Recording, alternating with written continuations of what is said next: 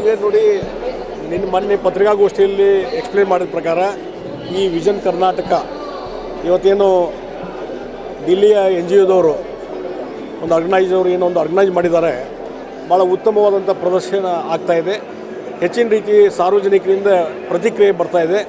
ವಿಜ್ಞಾನ ಇರ್ಬೋದು, ಕೃಷಿ ಇರ್ಬೋದು, ಇನ್ಫ್ರಾಸ್ಟ್ರಕ್ಚರ್ ಇರ್ಬೋದು, ಬೇರೆ ಬೇರೆ ರಂಗಗಳಲ್ಲಿ ಏನು ಸಾಧನೆ ಮಾಡಿದೆ ಮೋದಿಜಿಯವರ ನೇತೃತ್ವದಲ್ಲಿ ದೇಶ ಯಾವ ಪ್ರಗತಿಯಲ್ಲಿ ಹೋಗ್ತಾಯಿದೆ ಮತ್ತು ಹೊಸ ಆವಿಷ್ಕಾರ ಏನಿದಾವಲ್ಲ ಅದನ್ನು ತಿಳ್ಕೊಳ್ಳುವಂಥ ವ್ಯವಸ್ಥೆಯೂ ಇಲ್ಲಿ ಆಗ್ತಾಯಿದೆ.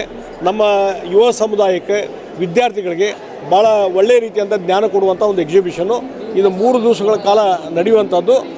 ಆ ಹಿನ್ನೆಲೆಯಲ್ಲಿ ಭಾಳ ಒಳ್ಳೆಯ ರೀತಿಯಿಂದ ಇವತ್ತು ವಿಶ್ಲೇಷಣೆ ನಡೀತಾ ಇದೆ. ಒಳ್ಳೆಯದು. ಈಗ ನೋಡ್ಬೇಕೀಗ ಎಲ್ಲ ಈಗ ಮತ್ತು ಫಸ್ಟ್ ಫ್ಲೋರ್ನಲ್ಲಿ ಇದೆ. ನಾನು ಇನ್ನೂ ಅಲ್ಲಿ ಹೋಗಿಲ್ಲ.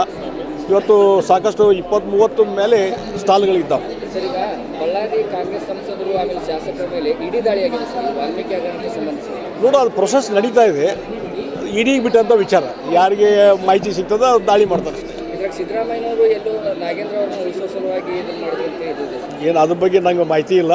ಈಗ ಯಾವುದೇ ಒಂದು ರಾಜಕಾರಣ ಇಲ್ಲದೇ ಇವತ್ತು ಅವ್ರಿಗೇನು ಮಾಹಿತಿ ಇರುತ್ತೆ ಅದರ ಮೇಲೆ ಇವತ್ತು ಇಡೀ ದಾಳಿ ಆಗಲಿ, ಅರೆಸ್ಟ್ ಮಾಡೋದು ಎಲ್ಲ ನಡೀತದೆ. ಕಾಂಗ್ರೆಸ್ನವರು ಇದೊಂದು ರಾಜಕೀಯ ಷಡ್ಯಂತ್ರ ಅದು ಯಾವಾಗಲೂ ಹಾಗೆ ಹೇಳ್ತಾ ಇರ್ತಾರೆ ಅವರು. ಅವ್ರು ಹೇಳ್ತಾರೆ.